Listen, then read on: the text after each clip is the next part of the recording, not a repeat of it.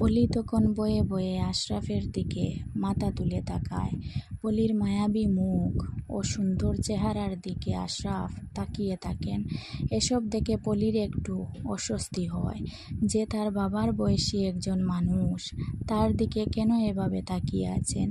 পলির বয়ার্ত মুখ দেখে আশরাফ পলিকে নিজের পাশে বসান এবং স্নেহের সহিত বলেন, মা, তোমার কাছে একটা জিনিস আমি চাইব, সেটা কিন্তু তোমাকে দিতে হবে।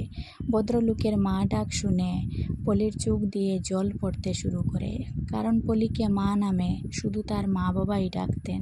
পলির কষ্ট বুঝতে পেরে আশরাফ চৌধুরী পলির মাথায় স্নেহের হাত রাখেন আর বলেন, আজ থেকে আশরাফ চৌধুরী পলির বাবা নয়, ছেলে।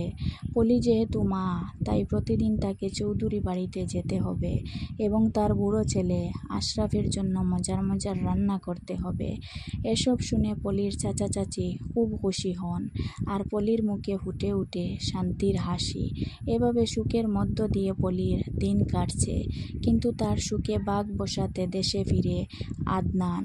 পলি জানতো আশরাফের ছেলে আজ দেশে আসবে, তাই তার জন্য কয়েক রকমের খাবার রান্না করে টেবিলে সাজিয়ে রাখে।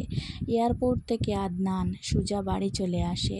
ফ্রেশ হয়ে বাবার সঙ্গে খেতে বসে। আদনান প্লেট থেকে এক লুকমা খাবার মুখে দিয়ে বাবার দিকে তাকায়। ছেলের অবাকের বিষয় বুঝতে পেরে আশরাফ চুপ করে আছেন, কারণ তিনি চান রান্নার প্রশংসা তার ছেলে নিজ মুখে করুক।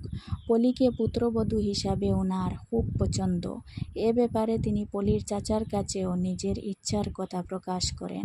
পলির চাচা প্রথমে রাজি না হলেও পরে চৌধুরী সাহেবের জেদের কাছে হার মেনে রাজি হন।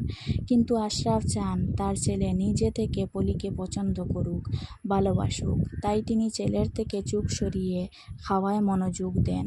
হঠাৎ আদনান এত মজার রান্না বলে চিৎকার করে ওঠে। ছেলের কাণ্ড থেকে আশরাফ মুচকি হাসেন।